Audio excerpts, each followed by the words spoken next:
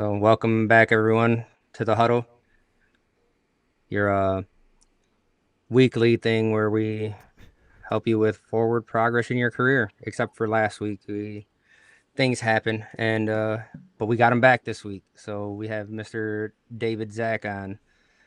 You want to go ahead and tell us a little bit about yourself, David, and let us know how you got to where you're at today. Sure. Thanks for having me and welcome everybody. I'd like to start by saying Happy Veterans Day to all my fellow veterans out there. Thank you for your service. So my own journey in flooring, I basically got into flooring back in the late 1980s. Um, prior to that, after coming out of the military, I worked in a lab doing materials testing. So that kind of got me involved in testing materials using Instron machines, things that are used in the same labs that test carpeting and other flooring materials, laminates and vinyls and whatnot. So I ran some of those that test equipment for a few years in the early 80s. And after that, went to work for Chrysler Corporation. I was in facilities management for with them for about 12 years in Michigan.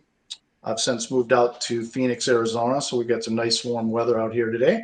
But after Chrysler, I opened a carpet and upholstery cleaning business. So it was a ChemDry franchise, and that kind of married me into the flooring industry. I had 5 trucks in Michigan, and I had a couple more, another franchise out in Las Vegas. And so that was a good business for me. Um, in 1991, I decided that I needed to have more knowledge in the flooring industry and beyond just my carpet cleaning experience. So I decided to get certified as a carpet inspector. So I went through the IICRC in 1991. I got certified as an inspector. I didn't do a whole lot of inspections at that time, but I had the certification, more knowledge. It kind of helped my cleaning business. And then late 90s, I was still working for Chrysler Corporation, still a certified inspector, but decided to leave Chrysler, sold my cleaning business, and I went into full-time inspecting in the early 2000s. So since the early 2000s, I've done somewhere in the area of 17,000 inspections. I've written a couple books in the industry on the carpet side of the business. And in 2012, I launched flooredetective.com, which is used by about 3,000 subscribers, including over 2,000 flooring dealers. We have manufacturers such as Mohawk, Southwind, Mulliken, Tri-West, which is a distributor, and over 300 inspectors that use the software we've developed. So that's kind of been my journey into flooring. Just this past year, we also, in addition to Floor Detective, we launched a photo app through the Google Play and Apple Store. And we're going to be marketing that to inspectors and installers for photo documentation of your work, your before, during, and after. It's especially important for installers to have good documentation so that, should a claim ever arise, you basically cover yourself with the necessary documentation and photography you need to, make sure that you can protect yourself from any unwarranted claims. Yeah, and it's So not there you go. just That's the long version. it's not just against claims, it's sometimes dealing with some of these contractors as well, right? We've been in that boat before where they're like, why are you charging for this? What do you mean you did this? And it's like, man, I've got all the proof here. And when you put that proof in front of them, they they can't say, oh no, you didn't do that. Yeah, that's absolutely true.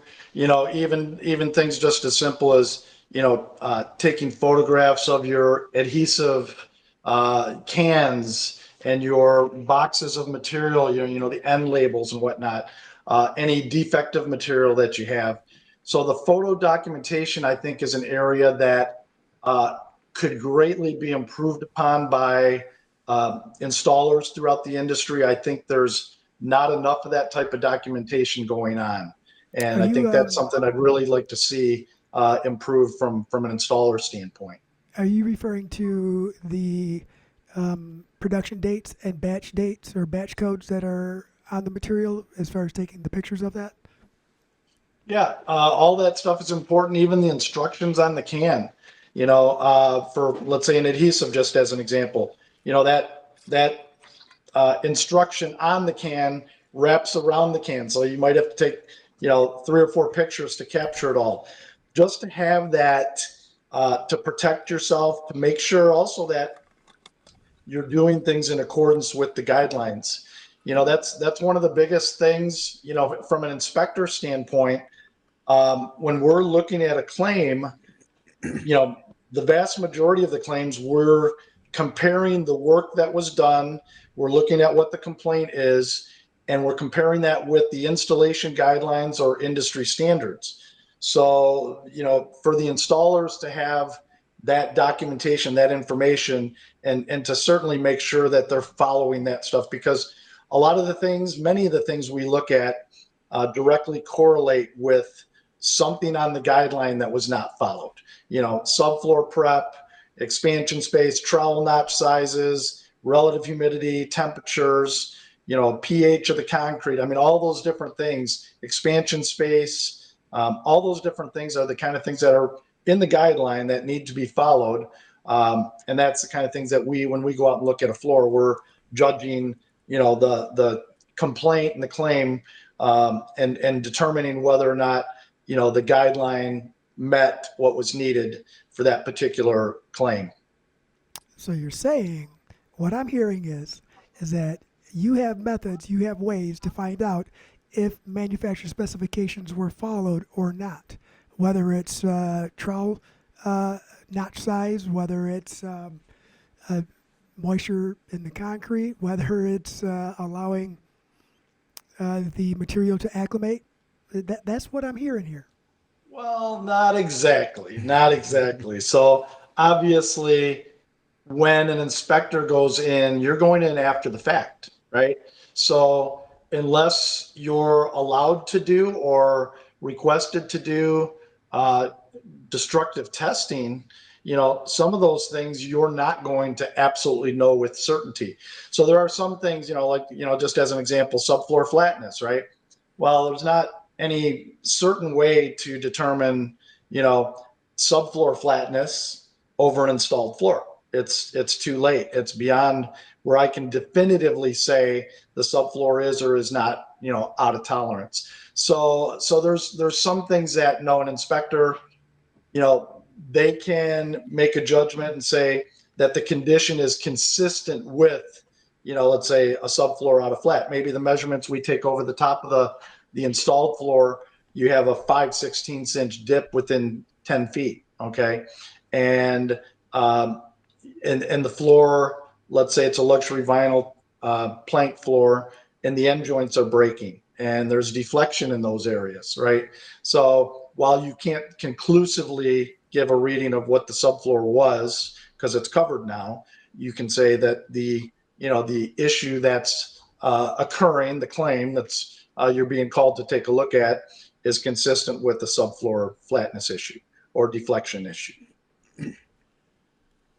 I think it makes it easier a little bit maybe with like sheet vinyl and glue down LVTs and stuff like that because they kind of conform to the floor. So you can actually get some better readings. But when you're talking like homes where it's the rigid core, the WPCs and what have you, where I mean it's bridging gaps, right? You can, on some floors, you can be, more certain than others. And you can also weight down areas so that if there is an area that's raised up, you can push it flat to the subfloor, and then take your readings that way and have a more accurate reading. Okay. So what? Did you Hmm? want to Go want ahead. me to pop up that PowerPoint that you had at any point? Yes. I can put that on. So I think you guys, it should be on now. Yes. I'm showing that I'm sharing it. There we go. Okay. So yeah, we're going to go through a few slides here. And for those of you who are interested, at the end of this, I'm going to be offering a free book, which is it's a $250 book. It's 4 pounds, the Ultimate Carpet Manufacturing Inspection and Claims Training Manual. So at the end of this presentation, we're going to go through about 30 slides. And what if you want to have a chance to win the book, you basically just have to write down the name of what you see in the picture. And we're going to be looking at some various claims, pictures of what the claim looks like, and then just jot down the name. And then can we give my email address out? Is that okay? Yeah. Yeah.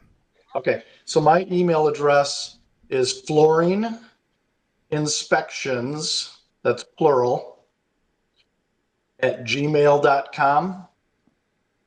And just email me your answers, and the top person who's got the most correct answers, I will email you back, and you'll send me your address, and I'll send you a copy of the book.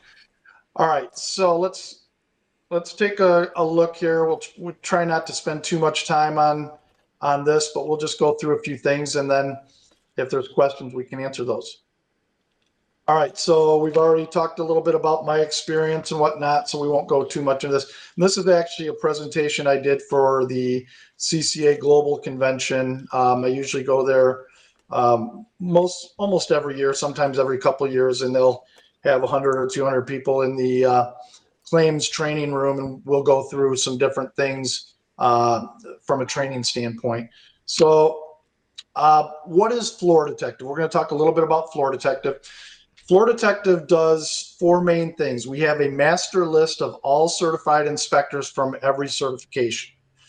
We've also incorporated an online claims reference or defect library.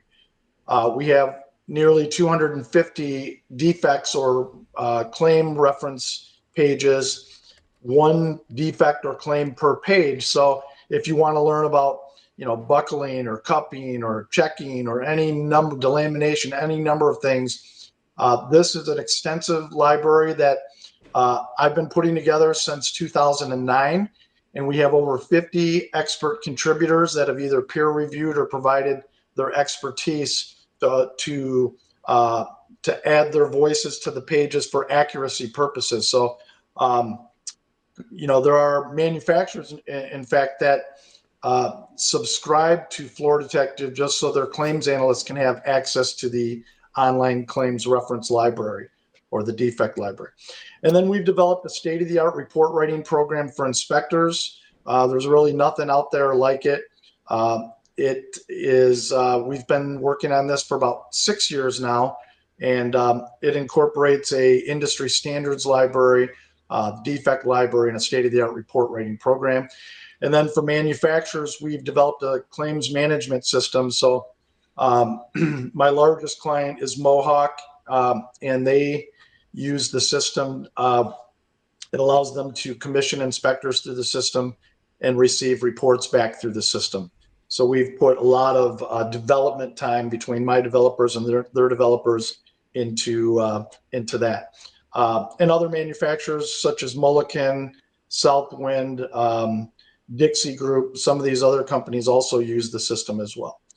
Okay, so the list of companies or people who use Floor Detective: dealers, manufacturers, inspectors, and homeowners. And the way homeowners use it is we have an extensive list of inspectors. We list every inspector from every certification. We're very high in the Google SEO search. So when somebody needs an inspector, Floor Detective is usually right up at the top of the search area. And so the homeowner or the dealer, they will search for an inspector. They'll put in their zip code or their address or their city. They'll search out 50, 100 miles, and then all the local inspectors in their area will pop up. So we'll pass this one here, but it just basically gives you some information about what dealers can use the site for. The visual defect library is invaluable for the dealers and for the installers who work for them.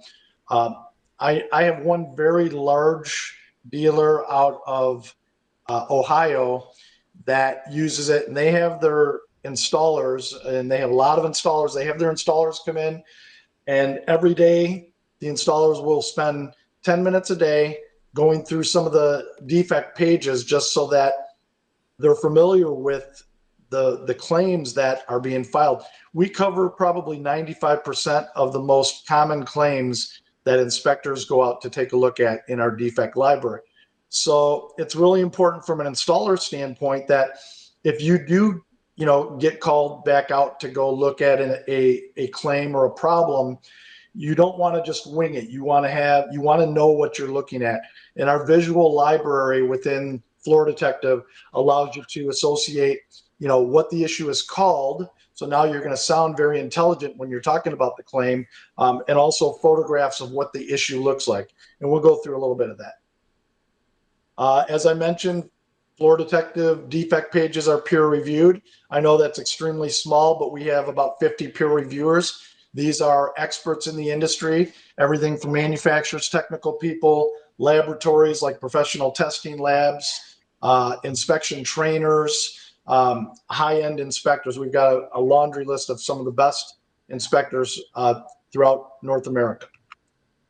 All right, so let's talk about inspectors. Inspectors are the eyes and ears of what the documenter is looking for. They help basically the party that is commissioning them understand what's going on with the claim so that they can come to a resolution or make a decision.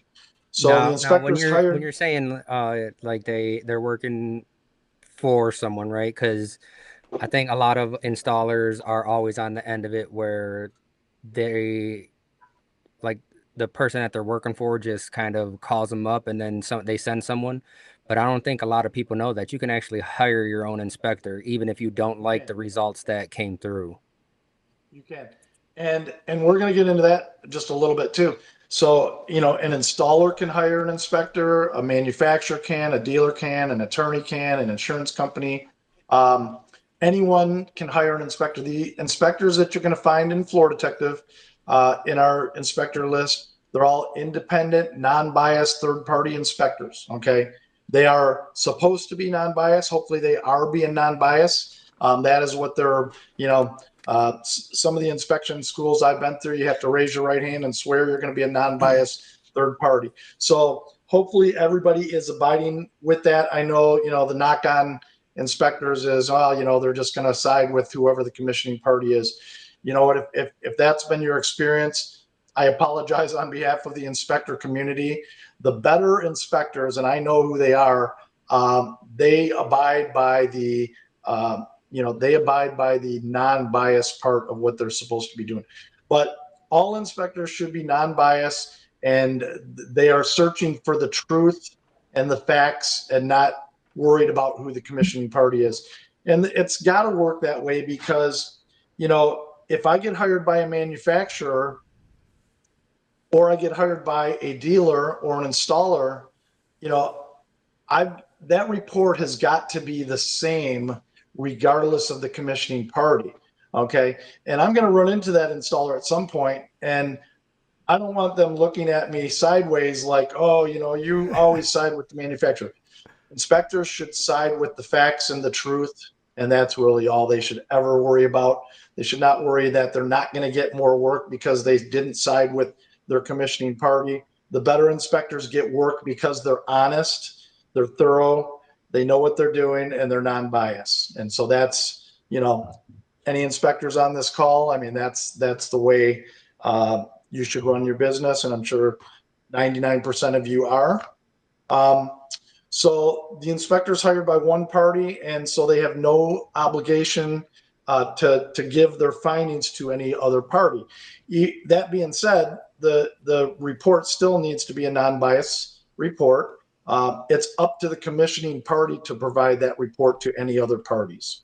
So the inspector, when they go out and let's say the installer is there or the dealer's there, and let's say the inspector was hired by the manufacturer, and the installer or dealer has questions, you're often, I mean, almost always you're going to find the inspector is going to let you know that they're not allowed to, basically talk about their inspection as far as their findings go. It doesn't mean the inspector shouldn't be professional, courteous, put on booties or take their shoes off or whatever method they do. All these things are very important from a professionalism standpoint.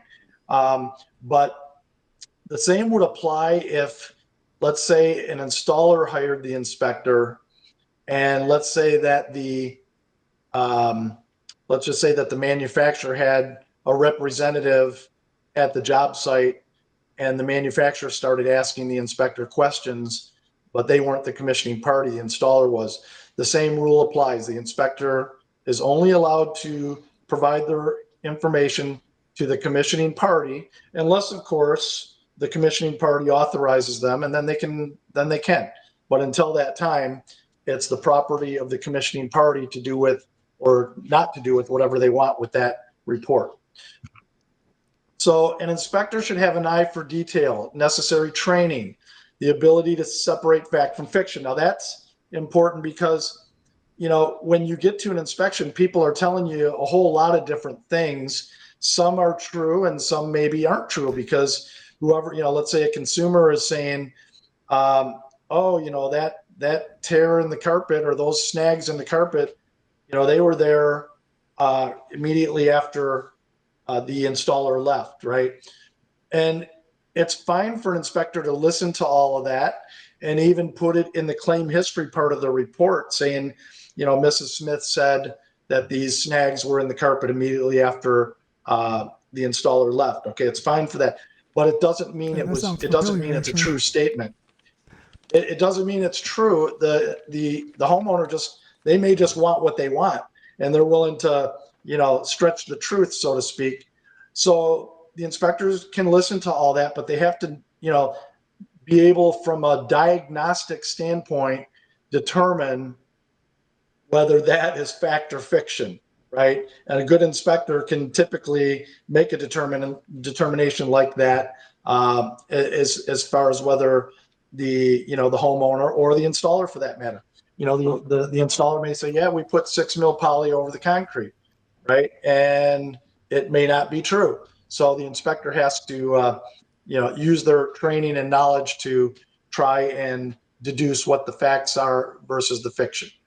So do you have a questionnaire for the installer versus the manufacturer or retailer, or is there a different series of questions that you would go through and ask individual parties? So I don't have a written list of questions per se. Typically, the vast majority of the times, the installer is not there during the inspection. Now, that being said, I would recommend, it's in the installer's best interest, if they can be on the inspection, even though the inspector may not be able to talk to them if the installer didn't hire them. It's definitely to the installer's advantage and best interest to be there. Not to look over the shoulder necessarily, but just, I love when installers show up at the job site. That way I can ask them my questions that I have for them. I'm going to ask them things about acclimation and moisture testing and, different things that I want to know. But I have a checklist, but I kind of have it in my brain. And so I just use the one in my brain, and I take notes when I get there, since I've done so many of these. Now, sometimes if the installer or dealer were not present, I will email them, depending on what the claim is. I will email them and ask them to provide information on, certain questions that I might have. And that way it's all in writing as well. All right. So the inspector should have the ability to conduct a fair, non-biased inspection, keep their mouth shut when appropriate, be courteous, as I said. Don't start opening bedroom doors that you weren't, that are closed when you get there.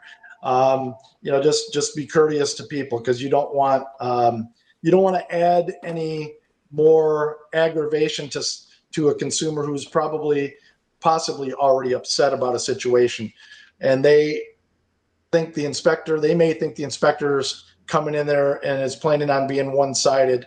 You never know what a consumer is going to think as well. So you just show your professionalism, and regardless of the outcome, at least they can say you were professional. All right, certified does not equal qualified. You know, there's inspectors who just got certified last week, but it doesn't mean that they, you know, have tons of knowledge and experience. That comes with, you know, time, education, training, and, you know, doing a great number of inspections. I really would not want to go back and look at the inspection reports I wrote back in, you know, the late 90s or early 2000s. I might be embarrassed by, you know, what I wrote because of my lack of experience. But over time, you know, I think I've gotten better, and that's the goal. Is we're all trying, whatever our trade is, we all should be trying to get better at it. Previous work experience, as far as inspectors, could be installation, manufacturing, cleaning, sales, retail owner, laboratory. Inspectors may be newly certified, as I just mentioned, or they might have little or no experience or anywhere in between. Okay, these are the different parties that typically will employ an inspector: manufacturers, retailers, consumers, builders, contractors, installers, insurance companies, lawyers. My own personal business, I would say I probably get commissioned 50% by manufacturers, and all the other ones make up the other 50%. How These much? are some of the certified. Yes, How sir. much of that percentage would you say would be the installer base? And I only ask because it is a resource for installers as well. And if we as Absolutely. installers are not Absolutely. using it as a resource, you know, then we need to start maybe getting better at that. Maybe educate ourselves as to what is Absolutely. available. So what do you think Yeah. the percentage is? Is it minimal? Yeah, my own, you know, again, I can only speak for my own personal, Right. and you might get something different from, you know, Jason Ramsey. I know you guys know him, or any of the other inspectors out there. Um, my own personal percentage, I probably get hired. Maybe 5% of my inspections are installers. Maybe not quite that high, you know, Cool. but keep in mind, you know, there's a tendency for a party to not want to have to pay for an inspection. So the reason why it's so high for manufacturers is because they've kind of taken on that role as the party who's going to normally hire an inspector in most cases.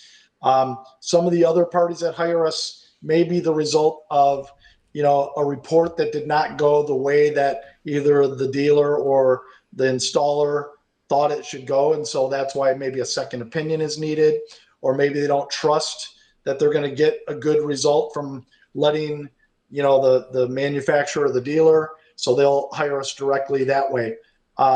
So there can be reasons, you know, because inspections are not inexpensive. They can be expensive, and they vary as far as, well, what does an inspection cost? It can vary from one inspector to another.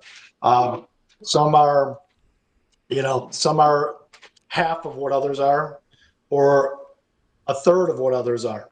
Um, Depending on how experienced and in demand an inspector is, and how good their reports are and how trusted they are, they may command a higher inspection fee. But you know, each inspector, it's their own individual business. Kind of like an installer, you charge whatever your charge is based on what you can get or what you're worth or what people will pay you in order to keep yourself in business. So these are some of the different inspector certifications that we have listed within Floor Detective. And this basically covers pretty much all the different groups who certify inspectors that I'm aware of, at least. All right. So, and if anybody ever wants information on how to become an inspector, just reach out to me. I'm happy to give you my thoughts on that. So to find an inspector in Floor Detective, this is free. There's no charge for doing this. So you go to floordetective.com and you click on Find an Inspector. You'll notice here there's a map, and above the map there is an area to put in the city.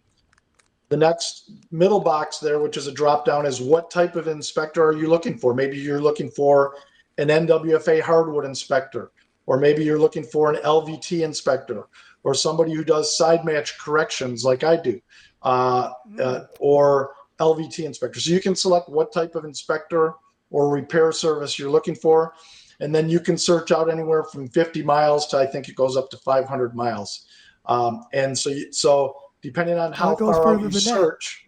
I was just looking at Yeah, Australia. There was one person in Australia. yeah, we have somebody in Australia. Yes, we do. So when you search, it'll give you how many all the inspectors in your mileage search will pop up, and you will see that they have either, actually, since I did this presentation, we've changed our colors. We have gold banners, silver banners, and bronze banners. That really doesn't mean anything as far as the qualifications of the inspectors. It just means it kind of is on our end. It shows us who's a different level of subscription, because these inspectors, we give, any inspector can have a free listing on our site. So we list every inspector from every certification, whether they pay us a fee or not. The ones who have a gold banner, they are ultimate subscribers. In other words, they have access to all the tools in Floor Detective, the defect library, the report writer. Our silver banner, they have access to our defect library, and the bronze banner, they just get a free listing on the site. All right, so that's how the find an inspector works.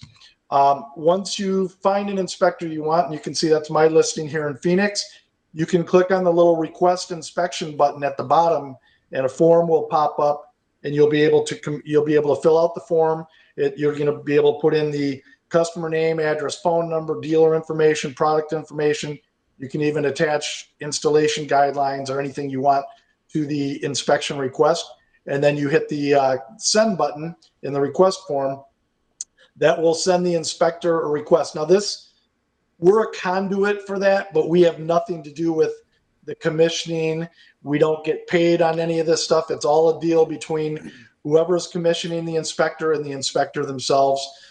So it's kind of a free service where we allow people who want to commission inspectors, we give them a form they can fill out to commission the inspector, and then the inspector will get that email, and they'll communicate back to the commissioning party and work out, pricing or whatever else they're going to do, and then they'll go out and do the inspection.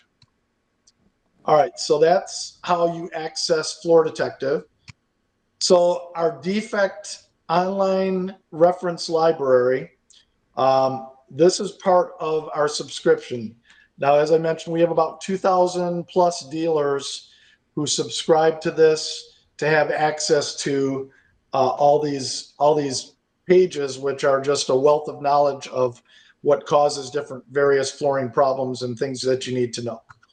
So what you do, first of all, if you are not currently a subscriber and you want to be, if you're either a dealer or installer, you would just click on the register button at the top, to the right of that little red arrow, and you can register, and then you can select which subscription you want. Our subscription for that group of people is $125 a year. For inspectors, it's $295 a year. Now, inspectors can have the inspector with the $295, that gives them access to everything. The inspectors can also subscribe to our premium listing, which is also $125 a year. That gives them the defect library. Okay, Now, is it so you would beneficial subscribe. to subscribe under multiple hats? Inspector, installer, dealer, retailer. Is it blanketed, or No, is there a different kind of way to utilize that? if you're an inspector and an installer, you can subscribe as an inspector, and we will also give you a free listing as an installer. Our installer database is very, very small right now. At some point, we'll start adding installers where people can find an installer as well. We don't have that, maximized right now. So at some point, we will do more of that. We're working. My developer works on things for us every day, and we're always working on something. And so that will be more robust at some point. But if you're an inspector and an installer, then subscribe as an inspector. If you're an installer, you can subscribe either as an installer. Actually, yeah, you would just subscribe as an installer. And if you're a company that wants to subscribe, and you don't care about having an installer listing, then just subscribe as a dealer. Okay. That'd be the best way to do that. All right, so the defect pages have 84 common carpet claims. They're in alphabetical order. I've just got a little screenshot here of all the pages. And so what happens is when you're on the carpet defect library, and let's say you've got an issue with snags, so you would find snags in alphabetical order, and you would click on the picture, and it's going to open up the page with the snag. It's also going to have information. First of all, you can see below those dogs, there's a bunch of little dots underneath the picture there, and those are how many pictures we have related to snags on the website. So there's probably 15 or more pictures that all deal with snags. So you'll be able to see what snags look like in multiple settings, and then the detail below the picture talks about the causes, what you need to know, information about woven carpet, other factors, field testing if you're an inspector. So it's just a wealth of information. 23 common resilient SPC. I think we've added a few more since I did this presentation. Things like cupping and curling and delamination and ski lift, all sorts of things there. 35 common laminate claims, 48 common wood claims.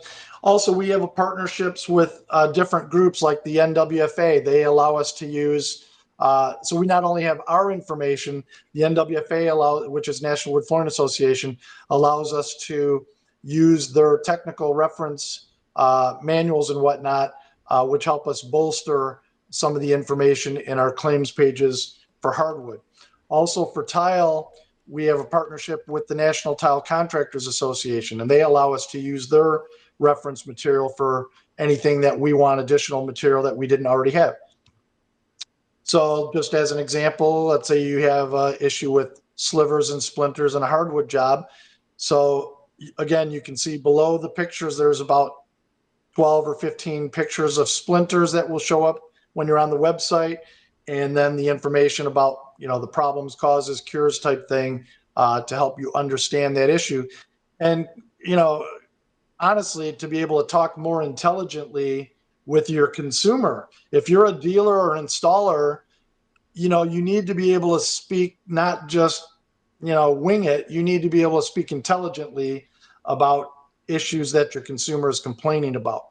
I can't tell you how many times I'll go out and, I'll start talking to the consumer about whatever claim, and they'll say, well, the installer was out here and he said, X, Y, Z, and it was just made up information. And so this allows you to have real factual information. So report writing tools for inspectors. This is just showing you our report cover, but you can see our state-of-the-art report writing program is used by about 300 inspectors to complete their inspection reports. Now, the inspection carpet reports book, that you guys utilize, is that a universal language? Could it be utilized for more than one manufacturer? Or do you still use the one they provide for you? no, this report system is a system we actually created. I actually created this system. So inspectors go into Floor Detective. Let me give you a quick share of this screen here. Sorry for all the questions here, but I'm just trying to No, ask them as they that's pop what it's up. all about. Share, there we go. Share my screen again.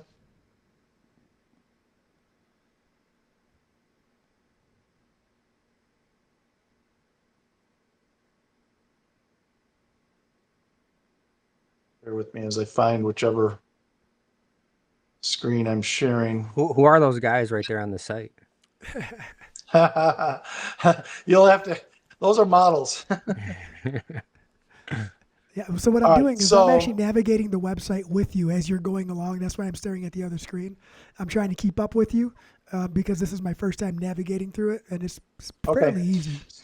Yeah, so when you log into Floor Detective, so we were just on the defect pages. So, and here's our little photo app that we've created called FD Photo. That will pop up for about 10 seconds unless you hit the X. So we were just on the defect pages. So here, when you go to defects, so let's just go to hardwood just as an example.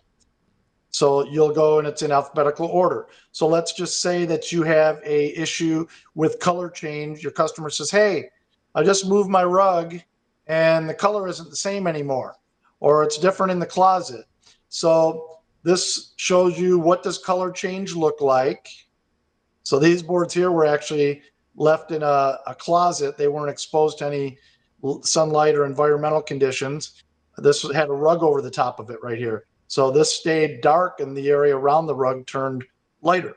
And this will tell you what you need to know. It also has some industry standards from the NWFA. Some of our pages, we even have our little AI model who will narrate it for you. This is pretty awesome, actually. So that's how that works. Um, and then, if you go to carpet, as I mentioned, there's about 84 common carpet claims here. So let's say you have a buckling carpet. I'm sure no installer has ever been called back to restretch a buckling carpet. So you've got all kinds of pictures below.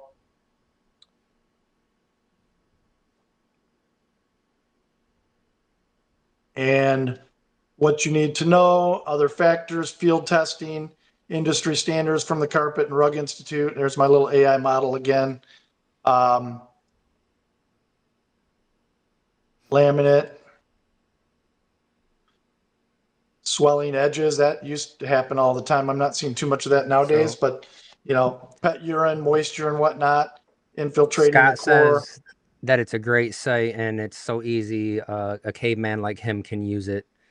And then Kevin asks if our inspectors actually testing the flooring to see if it passes standards, and does it seem fair that the people writing the standards are the same people manufacturing the flooring? So I guess his question is like, do you guys actually take that flooring and inspect it, not just the site conditions, right, but the actual flooring materials itself?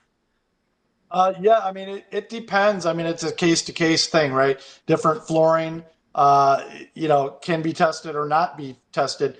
We're typically in the majority of situations, we're doing field testing of the material. We are not a laboratory, so we're not doing any ASTM testing or anything like that as an inspector on the site or with the material itself.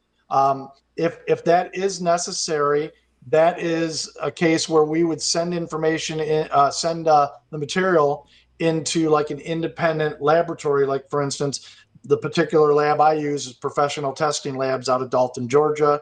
They're great. They've done many things for me through the years.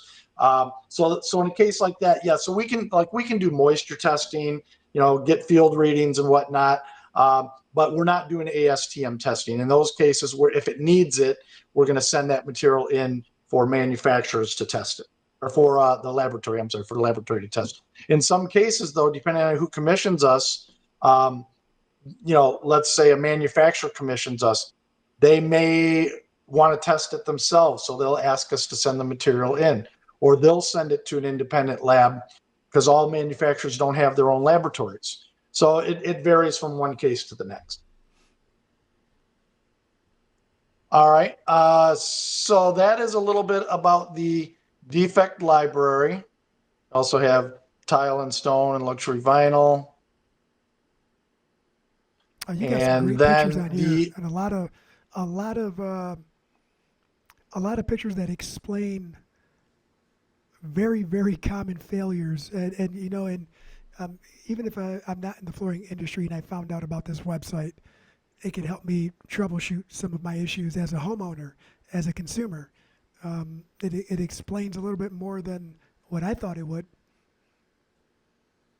yeah, we put a lot, and I do mean like thousands and thousands and thousands of hours and dollars into developing the site.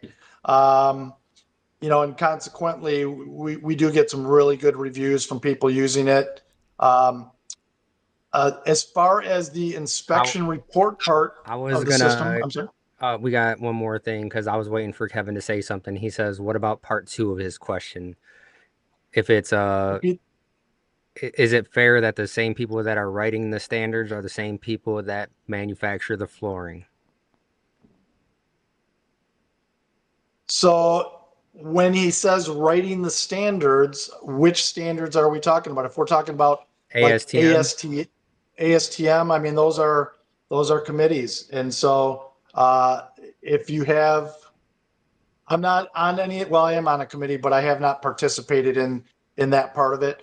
So those committees are open for membership. So you could certainly join and help give There you your go. perspective on things as they're developing their standards. But they are committees. They're typically comprised of people from all aspects of the industry, not just manufacturers. Well, I think you So just kind of answered the question a little bit there. You said developing their standards, right? So they're the ones creating the materials and testing them in the manner in which they feel necessary for the environment and which they're going to get installed. So, I mean, it makes sense, but I think any changes in literature or any changes in the product without making the public aware it might be one of those items where it might be considered unethical, I guess. So if they write the standards, they're writing it yeah, I mean, to what they're testing, I guess.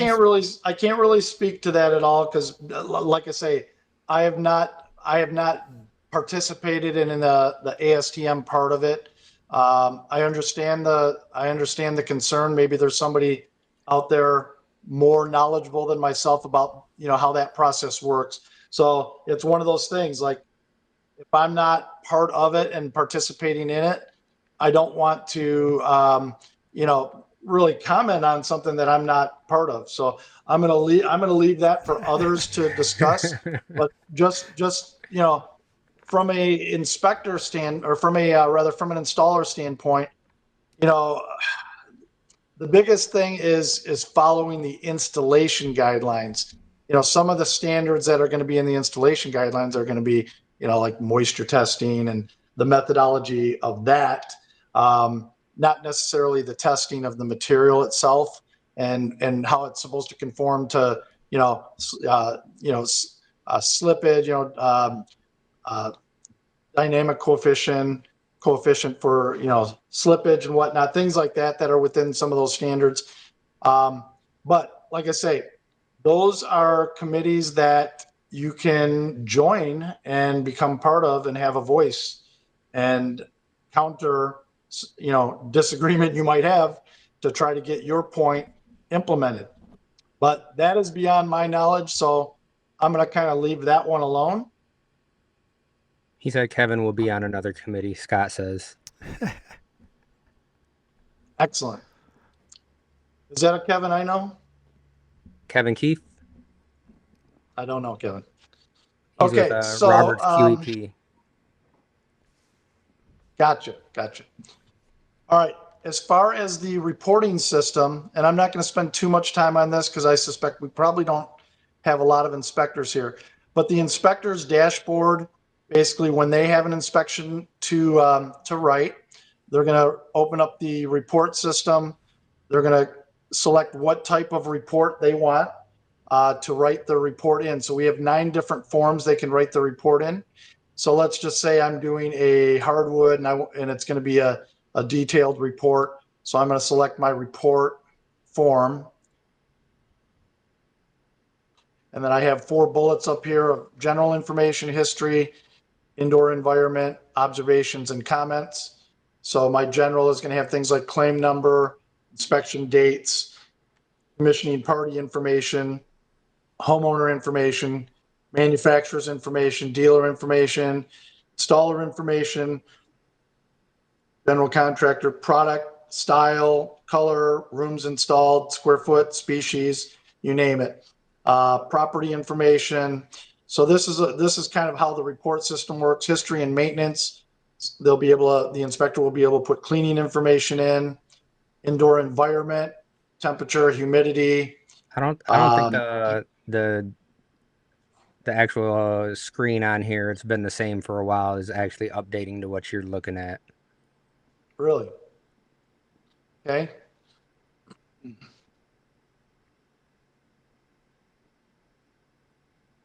glad you told me that.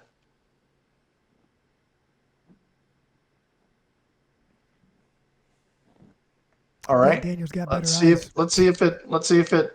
Oh, there you There go. we changes this. go. Okay. Okay. So what I did, thanks for telling me that. What I did is I created new. So as an inspector, when I'm writing a report, I'm going to click on new inspection and I'm going to click on what type of report I want to write. So is it a carpet? Is it a hardwood? Is it resilient? Laminate, tile, NWFA? So in this case, I'm going to select a hardwood report. Yeah, if my screen doesn't keep up with the presentation, just holler because I get going pretty fast. And again, they'll put inspection details, commissioning party, homeowner, manufacturer, dealer, all that contact information, um, product information, style, color, quantity, species, you name it. Statement of concern. What's the floor doing? That will go here. Cupping, delamination, finish, peeling, whatever it may be.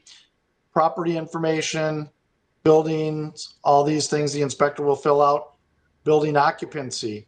They can even put if it's new construction, a closing date, move-in date, that sort of thing. Then they go to section 2, which is history and maintenance.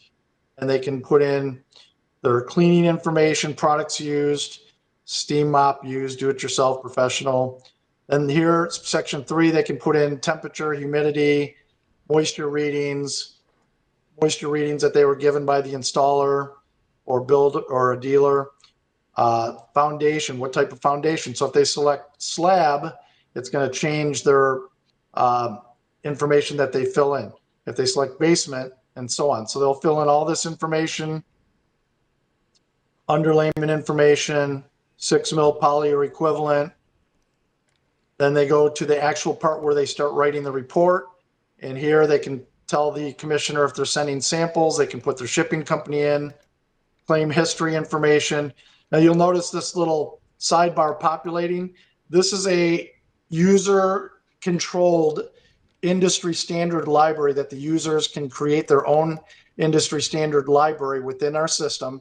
They do it up here at the top. So I've created in my library kind of a cheat sheet for claim history. So if I click on that, I can just fill in the blank. Mr. and Mrs. Smith were present.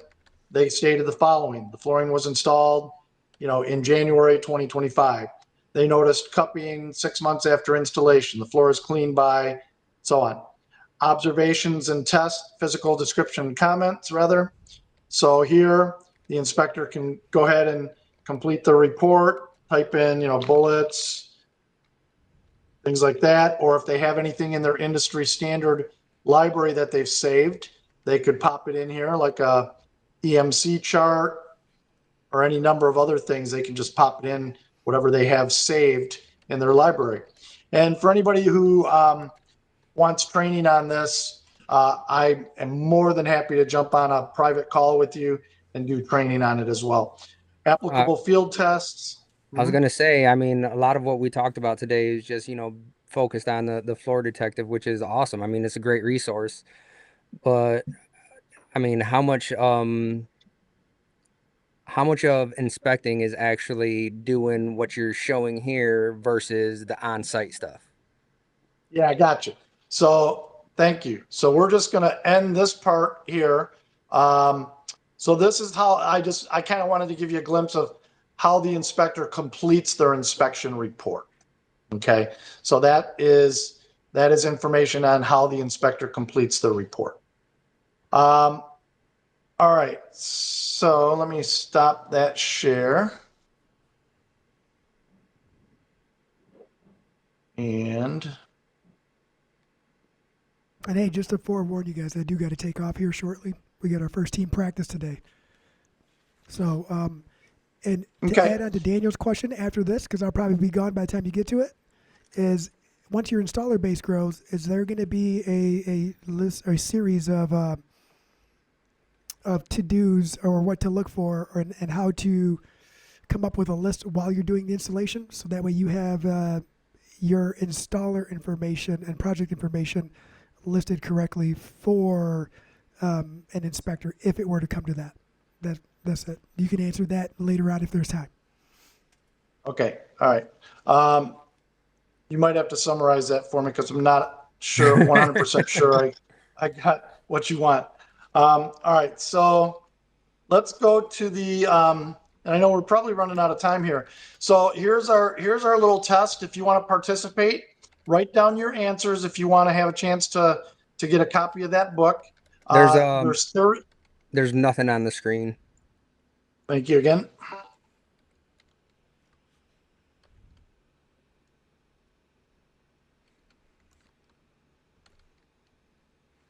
Oh man, this is gonna be hard too because we're not able to explain this, right? You kind of want people to come to their own conclusion about it for the emails.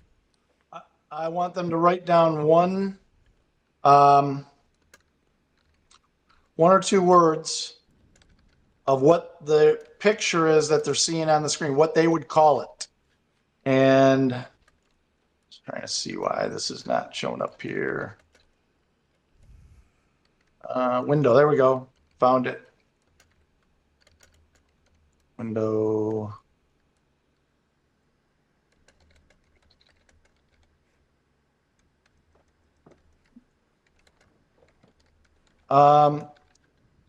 Is anything on the screen? No, I don't think it likes you today. Okay. Let's try it one more time.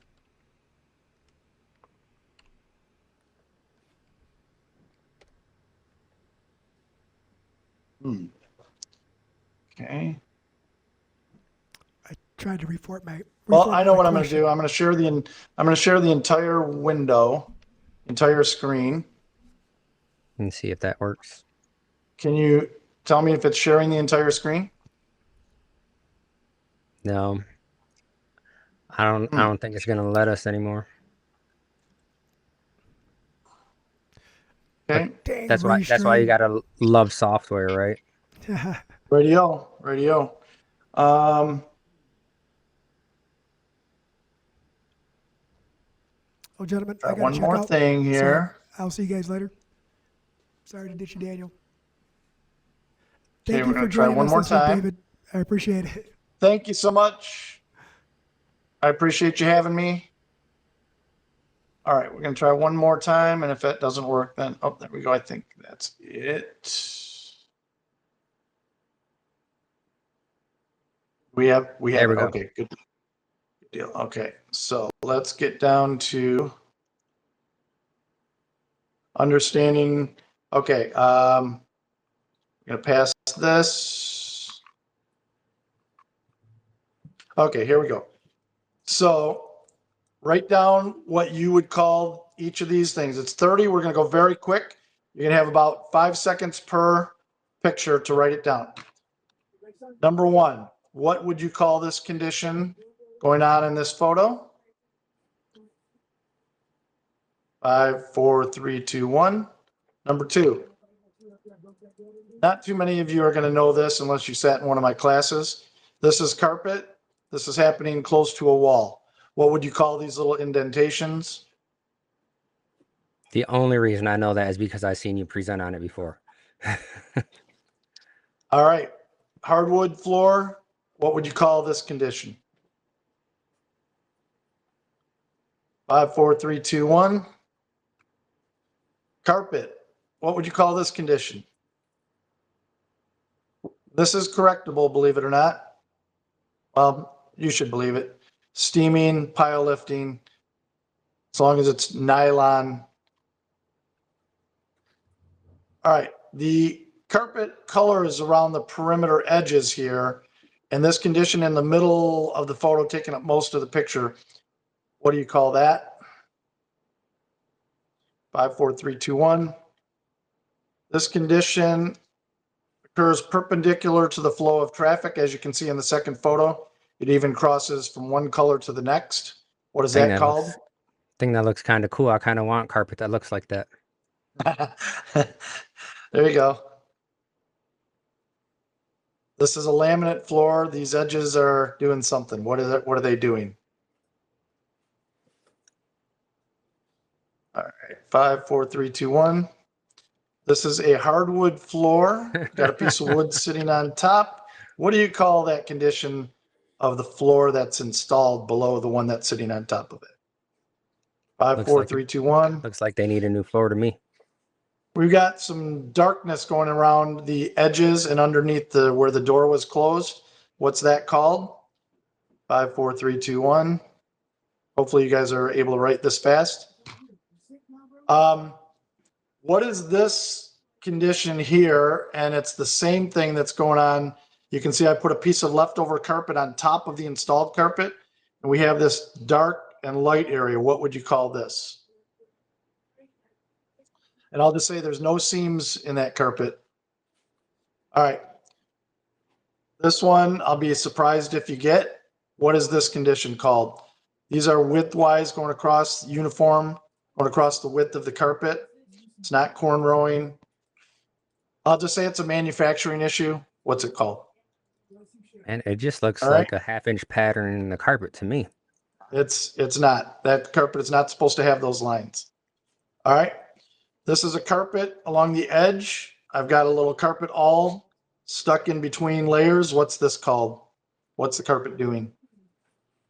5, 4, 3, 2, 1. All right. Common claim. I don't see it as much nowadays. What is this condition called? And I will just tell you that, like looking at this top left-hand picture, the areas that look dark, if you go stand on the opposite side and look back across from the other direction, these areas will look light. They don't always look dark. Depending on where you stand, the dark and light will change. What's the name of this? Okay, this is a carpet that was installed that is not a seam, and this condition occurs when is noticeable. Usually it starts showing up shortly after installation, sometimes 3, 4, 5, 6 months after. And especially when strong lighting coming through the window is striking across. What is this called, or what caused it? This is at a seam. What is this called? Carpet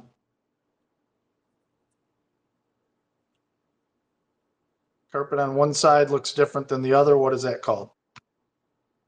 Okay, hardwood. What is this called? 5, 4, 3, 2, 1. I think we're more than halfway through. These are kind of yellowish brown spots. Cause or called? 5, 4, 3, 2, 1. Putting a little water on these spots and agitating. What is that called? And these are actually like issues with it. It's not just like that right there looks like someone dropped some soap and then you just added some water and then started foaming up. Good point. Good point. But if I tell you, then it's giving it away. And okay. This is a residue from trying to clean a spot. Okay. So soap residue from somebody trying to clean a spot. Put a little Like, water on it and agitate right, it, and like it'll generate a. they probably spilled something and then tried to clean it up and They try then to clean it. Yeah. Okay. So you got one freebie there. got a freebie. Hardwood floor. This is visible with light striking across the floor. What is this called? 5, 4, 3, 2, 1. Hardwood floor. This is like a little loose flap. What is this called? Okay, 5, 4, 3, 2, 1. This is the top veneer of an engineered hardwood floor. You have two conditions going on here. One of them is here. This is the glue. Okay, so if you fold that over, this will be on top of this over here on the right. And then this is another condition here. So it's doing two things. All right. So you can give me one or both if you know them. All right. This is at a seam. What is this called? Hopefully not at any of your seams. 5, 4, 3, 2, 1. What are these guys doing? This is in a hardwood manufacturing facility. What is this job called? Okay, 5, 4, 3, 2, 1. What is this called? It's a loop pile carpet. 5, 4, 3, 2, 1. This is a SPC floor. What is this condition called? There's really only one, but I'll take two answers on that. All right, here we go. This is a tile floor. What is this condition called? 5, 4, 3, 2, 1. Another tile floor. What is this floor? What is this condition And doing right here? and all these just give a glimpse into what you guys have to deal with on a daily basis, huh? These are all things that we have to go out and diagnose. Okay.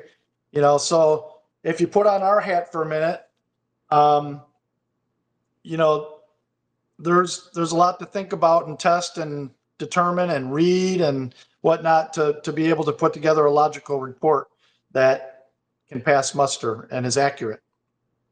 Um, these three boards here are uninstalled boards sitting on top of an installed floor.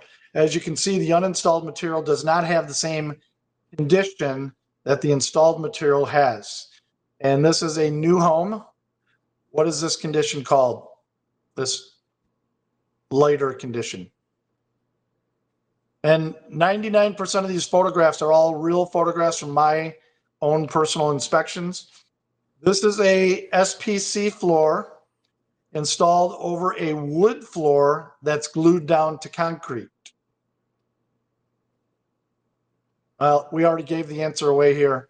It's written below the picture, so there's another freebie.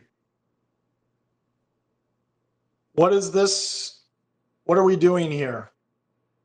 This is just distilled water. This is a little area here.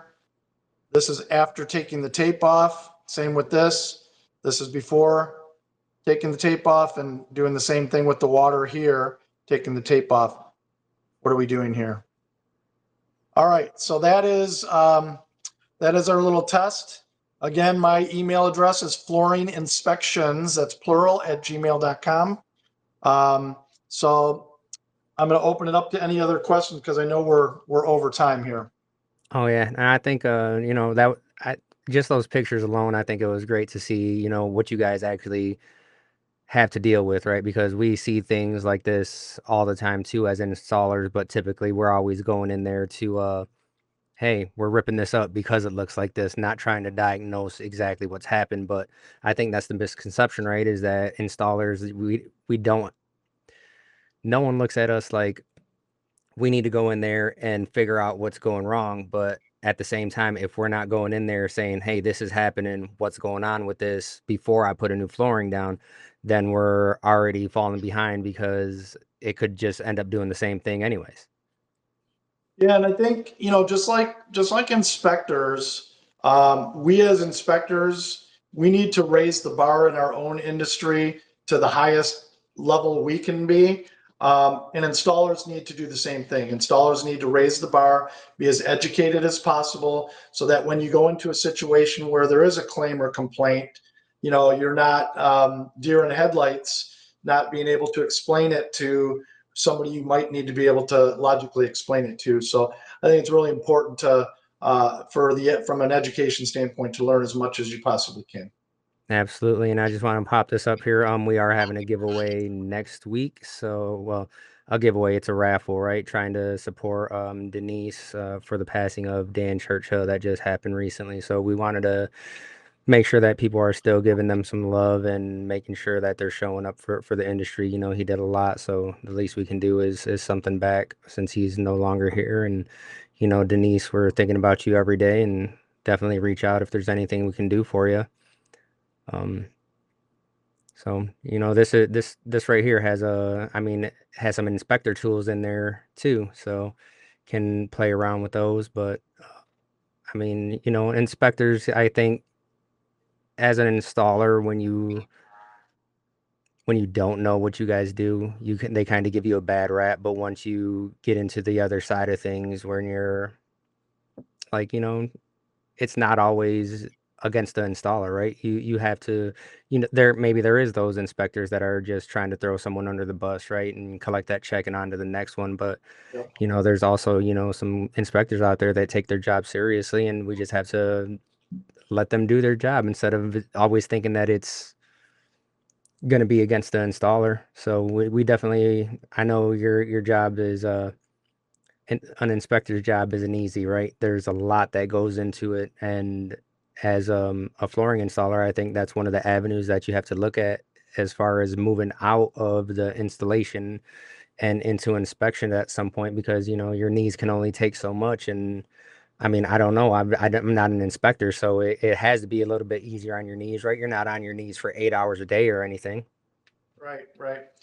Yeah, and I've told this to dealers at some of the presentations that I've given, and I think the same is true for installers. Don't hesitate to introduce yourself to all the inspectors in your area. You've got a list of them. Just, all you have to do is go to Floor Detective, and search your own area and see which inspectors pop up, and give them a phone call and introduce yourself, or meet them at Wendy's or something, and get to know. Because what that'll do is it'll enable you to find out who the really good ones are, who the ones who really are premium in your area, because that's a good person to know and to just at least have a rapport with. It's not like, it doesn't mean they're going to side with you if you did something wrong. They shouldn't. They should still, be non-biased. But I think being able to look somebody in the eye and know that they are truly a non-biased third party, you can kind of get a sense of somebody, and get to know them just a little bit to help, peace of mind. When you see their name on a report, it's like, oh yeah, I think that guy is legit. He's doing a good job for the industry, and he's doing a non-biased job. So Right. And don't at hesitate the to get same to know your time, right? inspectors. Because we talk to inspectors over here, and Chad is Yeah, a regular listener on the podcast, and he'll yeah, come over here, and that's the thing. It's I've never had to hire him for anything, but if I do, I know that he's one of the ones that I'd be like, yeah, I trust yep, you with this, and whether it's my fault or not, if it is my fault, let me know where we went wrong so that way I can correct it in the future. yeah. Totally agree. Chad's a great guy, great inspector. I know him very well. And I've seen some of his stuff, and I know that he does. And the thing with Chad too is he comes from an installation background to begin with, so that's really a plus too, for an inspector who can put together a good report, who also came from an installation background. I think is a win-win, because he's been in your shoes. He knows what you're going through. He knows how it's supposed to be installed, and that gives him, a leg up on an inspector who maybe didn't ever have that experience to begin with, and had to learn it the hard way through, more time spent in the industry. Yeah, so I mean, the more you guys can learn when you're installing, the better it's going to do for you in the long run anyway. So stop hiding them from the manufacturer recommendations and standards and stuff, and just start following them, because one day you're going to not be able to be on your knees, and you're going to have to look for something else to do, and you'll have all that knowledge behind you. The other thing too is, don't procrastinate on when somebody calls and has an issue. Do not procrastinate on it. The sooner you can get out and at least look at it, the less heated your customer is going to be. But if they get put off for an extended period of time, that's just going to get them to the boiling point. So I say some things you can put to bed really quickly, and they may not even be an actual claim.